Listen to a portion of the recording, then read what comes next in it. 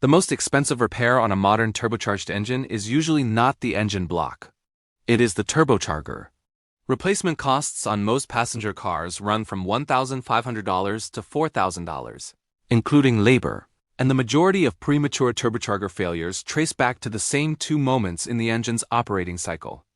The first is cold start, when the bearings are already spinning before oil pressure has built throughout the lubrication circuit. The second moment is one that surprises most turbocharged engine owners when they hear it for the first time. The most dangerous moment for a turbocharger is not when you are pushing it hard. It is when you turn the engine off after a hard drive. A turbocharged engine and a naturally aspirated engine do not face the same oil challenges. If you're someone who cares about protecting your vehicle with real facts instead of marketing hype, hit that subscribe button right now. Full synthetic motor oils that provide adequate protection in a naturally aspirated engine can fall short in a turbocharged application. Because the thermal stresses on the oil are different, turbocharged engines have three specific failure modes that naturally aspirated engines do not face: heat soak and carbon deposit formation inside the turbocharger at shutdown, a specific combustion event called low-speed pre-ignition that can destroy a turbocharged engine in a single drive cycle, and intake valve carbon buildup, accelerated by the gasoline direct injection systems that most modern turbocharged engines use. The best synthetic oil for a turbocharged engine is the one engineered for all three of these failure modes. Here is why the turbocharger is where the oil decision shows up most concretely. A modern passenger car turbocharger spins at speeds between 100,000 and 250,000 revolutions per minute. The bearings that allow the turbine and compressor wheels to spin are lubricated by the same engine oil circuit that feeds the crankshaft. The oil at those turbocharger bearings is doing its job under conditions more extreme than anything else in the engine, including high heat, extreme rotational speed, and a very narrow oil film between metal surfaces that are moving faster than any other part. When that oil film breaks down, metal contacts metal at 200,000 revolutions per minute. The damage is not gradual, it accelerates. At every cold start, there is a window measured in seconds when the oil pump is pressurizing the lubrication circuit. In a naturally aspirated engine, this cold start window primarily concerns the camshafts and crankshaft bearings located close to the oil pump.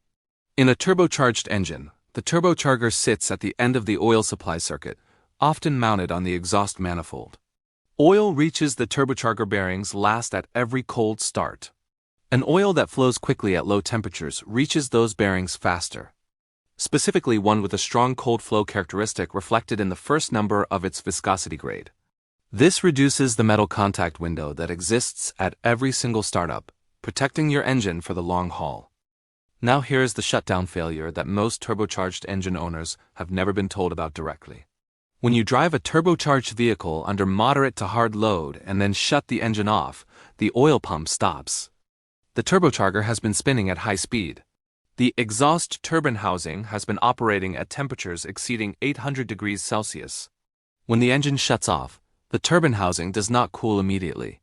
It continues radiating heat into the turbocharger's center section. The oil remaining in those passages is no longer circulating.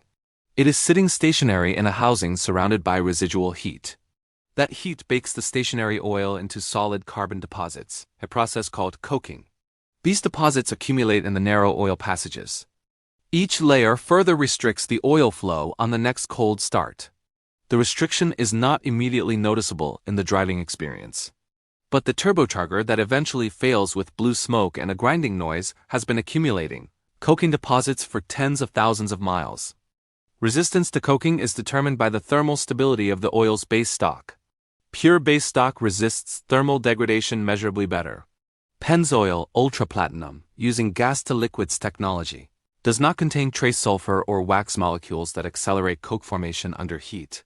Here is the second failure mode: low-speed pre-ignition, or LSPI. It occurs in turbocharged engines at low speeds under high load. Droplets of oil and fuel ignite before the spark plug fires. The pressure spike is orders of magnitude higher than a normal combustion event. In severe cases, a single LSPI event bends a connecting rod or cracks a piston. It happens without the driver noticing anything. Traditional calcium-based detergent additives promote LSPI. The same chemistry that keeps engines clean causes these uncontrolled combustion events. Base stock purity and modern additive chemistry are the keys to protecting your high-performance turbocharged engine across its service life. The GF7 motor oil certification standard introduced for the 2026 model year was developed specifically in response to this. GF7 requires that certified oils meet low-speed pre-ignition resistance standards, not just when the oil is fresh out of the bottle, but after the oil has been working in the engine for the equivalent of a full drain interval. An oil that protects against low-speed pre-ignition on day 1 but loses that protection at 5,000 miles is not solving the problem. The engine faces challenges at 7,000 miles. The GF7 aged oil sequence test measures whether the protection holds throughout real-world use. Pennzoil Ultra Platinum is GF7 compliant, and its Pure Plus base stock's thermal stability contributes to maintaining that protection. The third challenge specific to most modern turbocharged engines is the gasoline direct injection deposit problem. Engines with direct injection spray fuel directly into the combustion chamber at high pressure rather than through the intake port.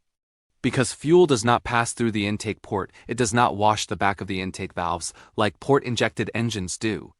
Oil vapors from the positive crankcase ventilation system deposit carbon on the intake valve faces without the natural cleaning of port injection.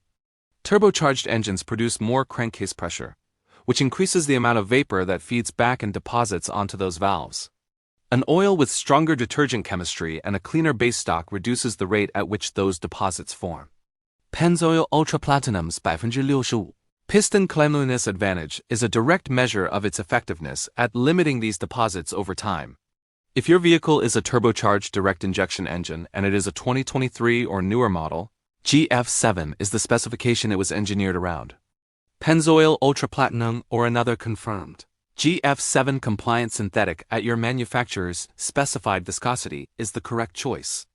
The LSPI protection in GF7 oil is not a marketing upgrade for a new engine.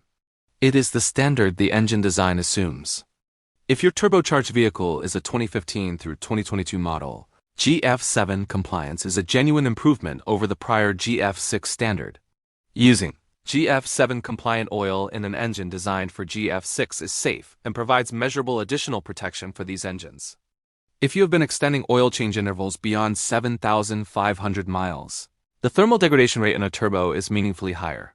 Oil exposed to hot shutdowns and repeated heat soak cycles reaches the end of its additive effectiveness faster.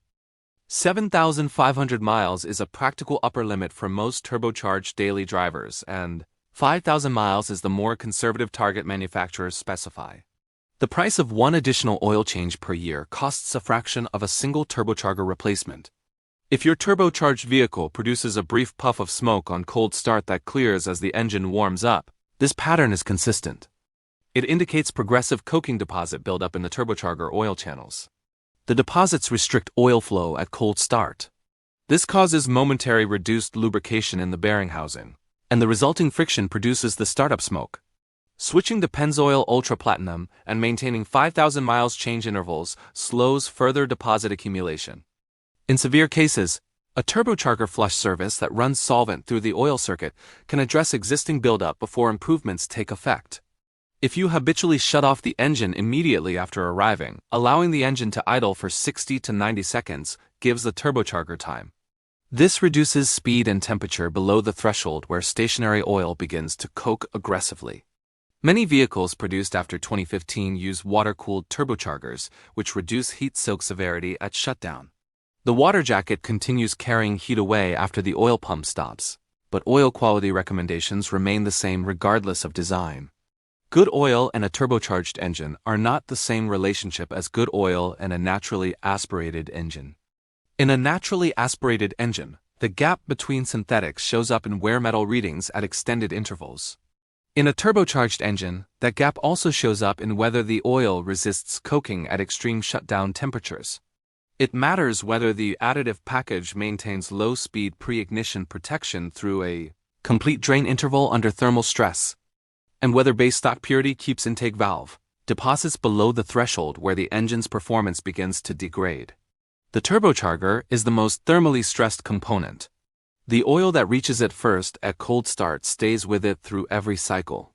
The oil that protects it at the moment of shutdown is the single most consequential maintenance decision in that engine's service life.